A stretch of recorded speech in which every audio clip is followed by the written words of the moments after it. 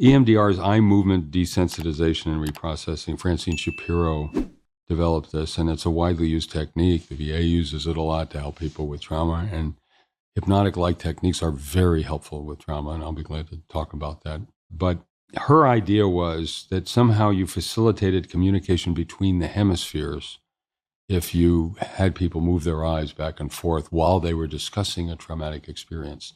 Now, the certainly good idea in this is that we now know more and more that re-exposure under controlled conditions to traumatic memories is in itself therapeutic. So exposure therapy and cognitive restructuring are two very prominent ways of helping people deal with trauma, and EMDR has components of that.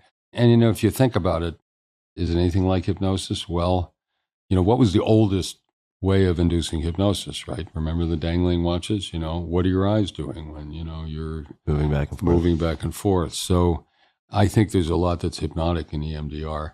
But to tell you the truth, every study that has deconvoluted eye movements from everything else that goes on in EMDR has shown that the eye movements don't have much to do with it. And toward the end of her career, Francine Shapiro stopped she then did tapping rather than eye movements and other things.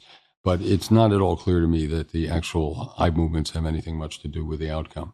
So it's another therapeutic technique, but I have to say that my overall impression is that what's good about it isn't new and what's new about it isn't good. So what are the ingredients in EMDR, aside from discussing the traumatic event? Are there other characteristics or elements that contribute to outcomes when they are good?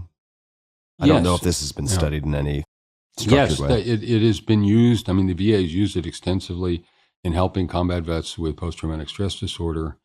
And the fact that you summon up a traumatic event and then you picture it, you become aware of the emotions that come along with it, can be a component of effective psychotherapy. I think the two things that matter the most, and what I do when I use hypnosis in treating PTSD, is number one, the control with which you summon it. I've always wondered if exposure therapy works so well, why don't flashbacks cure PTSD? I mean, flashbacks are symptoms of PTSD. You're reliving the event as though it were happening again. And the difference, I think, is that there's no control. You feel reattacked by the memory the way you did the trauma. And so I think with EMDR, like other psychotherapies, like exposure therapies, cognitive reframing therapies, you, in a controlled situation, bring up a traumatic memory. So it's not hitting you again from out of nowhere. You're saying, I'm going to spend some time thinking about this now. So you're doing it in an element of control that was completely absent when the trauma happened.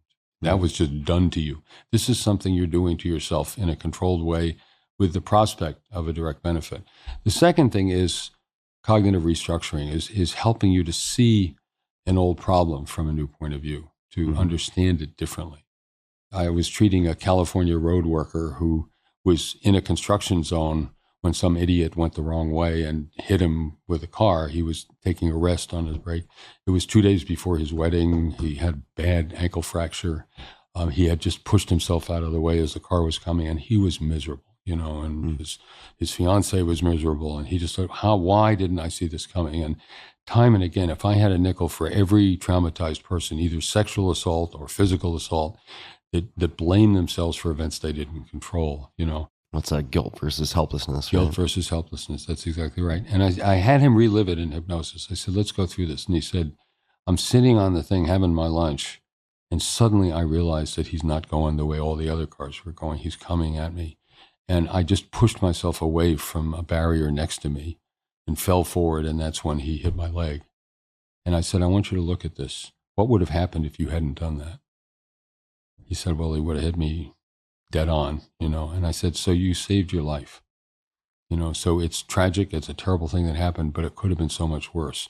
So think about this not just from what went wrong, but from what went right, what you did to help yourself. And he felt entirely different about the trauma after that. He was still unhappy about his leg being injured, but it's a way of restructuring your point of view about the problem. And that's where techniques, including hypnosis for trauma, can help people really change their perspective. The other thing that happens in hypnosis is the more you concentrate, use your prefrontal cortex, the less activity in the default mode network. Mhm. Now, that's the part of the brain, the posterior cingulate, that's involved with self-reflection and self-understanding. And when you're not doing much but thinking about yourself and who you are, you've got a lot of activity going on in the default mode. And if you can, in hypnosis, turn that down, you can try out being different. Instead of seeing this as just a total failure and disaster that messed up your wedding and all kinds of things, you can see it as evidence that you had the wherewithal in a matter of a split second to do something that saved your life. So it changes your view of yourself and who you are. And that's one of the terrific things about hypnosis, is it allows you to try out being different, see what it feels like.